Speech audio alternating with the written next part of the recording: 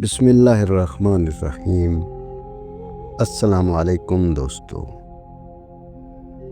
ایک قاضی اور جج کی زندگی میں بسا اوقات ایسے پیچیدہ مقدمے بھی آ جاتے ہیں جن کا حل انتہائی مشکل اور دشوار نظر آتا ہے۔ دراصل اس طرح کے مقدمات اس بات کا فیصلہ بھی کر دیتے ہیں کہ قاضی کن صلاحیتوں کا حامل ہے اور عقل و دانش کے کس بلند مرتبے پر فائز ہے۔ آئیے شیر خدا حضرت مولا علی علیہ السلام کے کچھ دلچسپ اور مشکل فیصلوں کو ملاحظہ کیجیے اور دیکھیے کہ آپ کے فیصلوں نے کس طرح پریشان حالوں کی پریشانی حل کی، دکھیاروں کا دکھ دور کیا اور آزمائش میں گھر جانے والوں کو آزمائش سے نکالا۔ یمن کے ایک آدمی نے اپنے لڑکے کو سفر پر بھیجا تو اس کے ساتھ ایک غلام بھی روانہ کیا۔ راستے میں کسی بات پر دونوں میں جھگڑا ہو گیا۔ کوفہ پہنچ کر غلام نے دعویٰ کر دیا کہ یہ لڑکا میرا غلام ہے اور میں اس کا آقا ہوں۔ یہ کہہ کر اس نے لڑکے کو بیچنا چاہا۔ جب یہ مقدمہ حضرت مولا علی علیہ السلام کی خدمت میں پیش ہوا تو آپ علیہ السلام نے اپنے خادم سے فرمایا، کمرے کی دیوار میں 2 بڑے سوراخ بناؤ اور ان دونوں سے کہو اپنے اپنے سر ان سوراخوں سے باہر نکالیں۔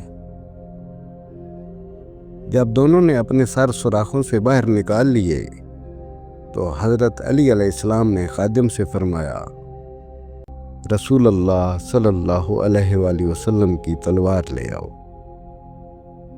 خادم تلوار لایا تو آپ علیہ السلام نے خادم سے کہا، غلام کا سر کاٹ ڈالو۔ یہ سنتے ہی غلام نے فوراً اپنا سر پیچھے کر لیا، جبکہ لڑکا اسی طرح کھڑا رہا۔ یوں آپ کی حکمت عملی سے معلوم ہو گیا کہ غلام کون ہے۔ حضرت علی علیہ السلام کے پاس ایک شخص کو چوری کے الزام میں لایا گیا۔ ساتھ گواہی دینے کے لیے 2 گواہ بھی موجود تھے۔ حضرت علی علیہ السلام دوسرے کام کی طرف متوجہ ہو گئے۔ پھر آپ نے جھوٹے گواہوں کے بارے میں فرمایا، جب میرے پاس جھوٹا گواہ آیا ہے تو میں نے اسے سخت سزا دی ہے۔ کچھ دیر بعد آپ علیہ السلام نے ان دونوں گواہوں کو طلب کیا تو معلوم ہوا وہ دونوں جھوٹے گواہ پہلے ہی فرار ہو چکے ہیں، لہٰذا آپ نے ملزم کو بری کر دیا۔ ایک مرتبہ حضرت علی علیہ السلام کے پاس 3 آدمی آئے اور کہنے لگے، ہمارے پاس 17 اونٹ ہیں، ایک کا حصہ کل اونٹوں کا آدھا ہے، دوسرے کا تہائی ہے اور تیسرے آدمی کا حصہ سب اونٹوں میں 9 ہے۔ آپ ہمارے درمیان اونٹ تقسیم کیجیے، مگر شرط یہ ہے کہ انہیں کاٹنا نہ پڑے۔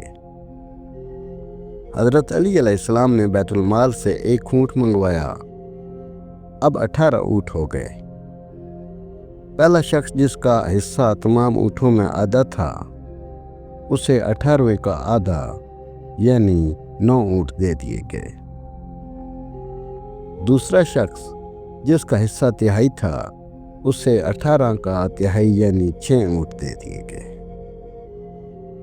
پھر تیسرا شخص جس کا حصہ کل اونٹوں میں 9 تھا اسے کل اونٹوں کا 9واں حصہ یعنی 18 میں سے 2 اونٹ دے دیے۔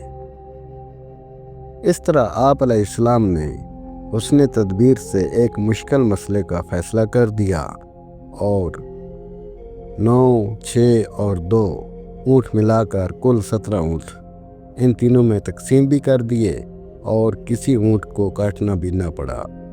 1 اونٹ جو باقی بچا اسے بیت المال میں واپس پہنچا دیا۔